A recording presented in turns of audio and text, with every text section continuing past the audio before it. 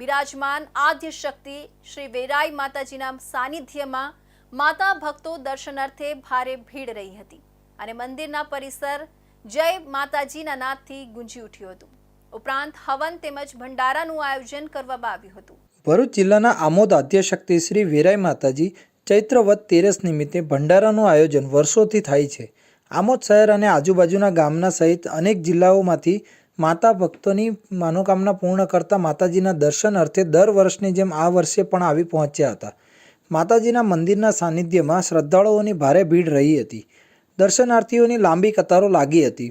મંદિર પરિસર જય માતાજીના નાદથી ગુંજી ઉઠ્યા હતા। મંદિરમાં હવન તેમજ ભવ્ય ભંડારાનું આયોજન કરવામાં આવ્યું હતું।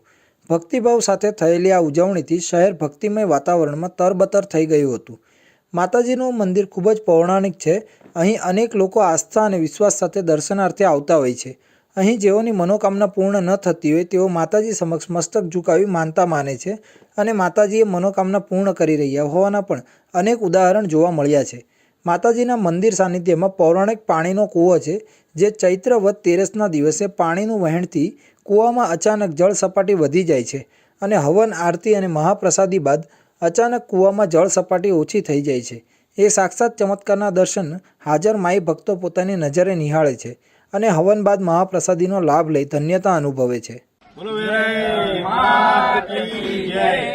શ્રી વેરાઈ માતાજી મંદિર દશેરા પ્લોટ આમોદ આજ રોજ માતાજીના ભંડારાનું ખૂબ ભવ્ય આયોજન કરેલું છે, જેમાં આમોદ શહેરના તથા તાલુકાના નાના મોટા વેપારીઓ તથા નાના મોટા દરેક વ્યક્તિઓ થકી સહ સહકાર ખૂબ સારો મળી રહ્યો છે અને જેમાં 2009ના વર્ષથી આ આયોજન ભંડારાનું કરવામાં આવે છે અને એમાં પુશ કેટર્સ તરફથી પણ ચોખા તથા તેમનો સહ સહકાર પણ ખૂબ સારો મળી રહ્યો છે।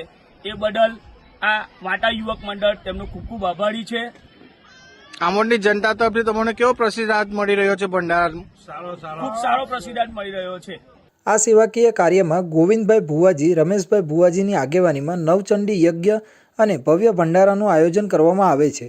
માતાજીના ભુવાજી ગોવિંદભાઈ રબારી, જીતુભાઈ રબારી, ખોડાભાઈ રબારી, બોથા રબારી, શાંતિલાલ રબારી, ભગવાનભાઈ રબારી સહિત સેવાધારીઓએ નિરંતર સેવા આપે છે।